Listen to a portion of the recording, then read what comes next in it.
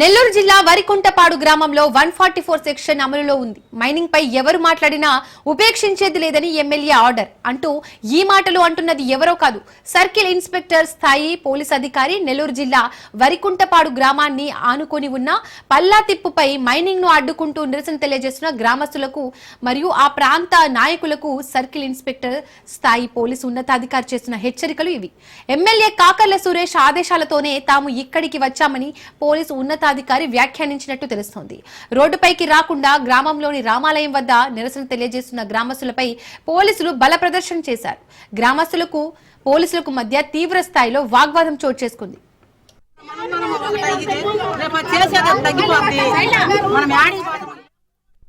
ఇదే అంశానికి సంబంధించి మరిన్ని డీటెయిల్స్ మా ప్రతినిధి చరిత్ కుమార్ అందిస్తారు.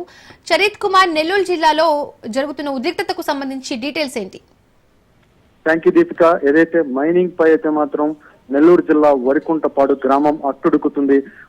ఏదైతే గ్రామస్తులు ఎంత రిక్వెస్ట్ చేస్తున్నా సరే, గ్రామస్తులు ఎంత ప్రాధేయపడుతున్నా సరే, ఇక్కడ అధికార యంత్రాంగం అయితే మాత్రం మైనింగ్ చేసేందుకైతే సర్వం సిద్ధం చేస్తూ ఇంటర్నల్ గా కూడా ఆ స్థానిక ఎవరైతే మైనింగ్ యాజమాన్యానికి అయితే సహకరిస్తున్న పరిస్థితి అయితే కూడా స్పష్టంగా కనిపిస్తుంది. నేరు శాంతియుతంగా గ్రామంలో రామాలయం దగ్గర నిరసన తెలియజేస్తున్నటువంటి గ్రామస్తుల పట్ల పోలీసులు అత్యంత కర్కశంగా వ్యవహరించారు. మూడు పోలీస్ స్టేషన్ల పరిధిలో పోలీసులు అక్కడికి చేరుకున్నారు, సర్కిల్ ఇన్స్పెక్టర్ సహా.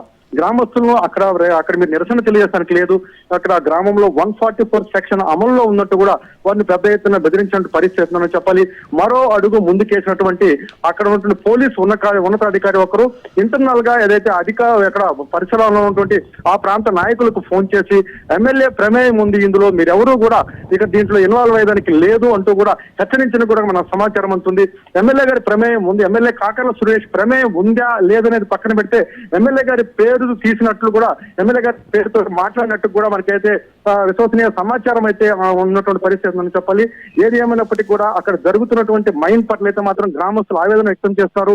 పాఠశాల పక్కన ప్రార్థనా మందిరానికి శివాలయము, గ్రామానికి కూతవేట దూరంలో ఒక 100 మీటర్ల దూరంలో గ్రామానికి మైనింగ్ చేయడం అనేది మాత్రం అత్యంత ప్రమాదకరం. ఏదైతే వరికుంటపాడు మండల హెడ్ క్వార్టర్ లో ఉన్నటువంటి వరికుంటపాడు గ్రామం కనుమరుగేటటువంటి పరిస్థితి అంటూ కూడా గ్రామస్తులు అయితే ఆవేదన వ్యక్తం చేస్తున్నారు.